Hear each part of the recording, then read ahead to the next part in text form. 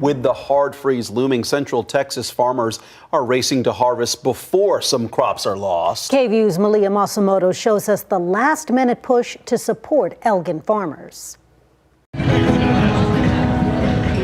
At a farmer's market in late January, everybody's getting an extra bunch of greens today. The farmers in Elgin are harvesting a little extra this week ahead of the weekend freeze.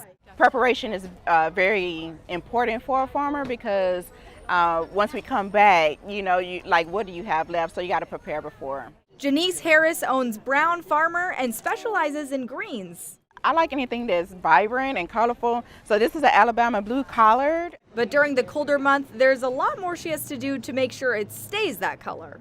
Watering deeply before the freeze kind of helps insulate those roots, and harvesting heavy before trying to get as much food out to the community. For Caitlin Harris, whose farm is on her property, an upcoming freeze means she not only has to prepare her home, but also the crops. Since the farm is my livelihood, I have to make sure that I have things that I can still bring to the market. She said one of the biggest challenges is not just the temperature, but how quickly it drops. And that's where our plants suffer the most because they can't transition through that temperature so quickly. For their new plants coming in, they use frost covers to ensure they're around for the spring.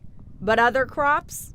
I considered protecting those plants and seeing if they would survive, but the gamble is they could just be mush. So I decided to go ahead and harvest cauliflower and broccoli. So with more stock than normal and canceled weekend markets because of the freeze?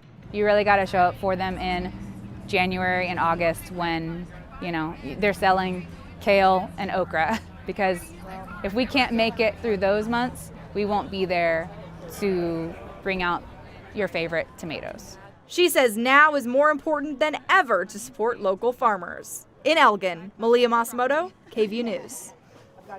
It's definitely important.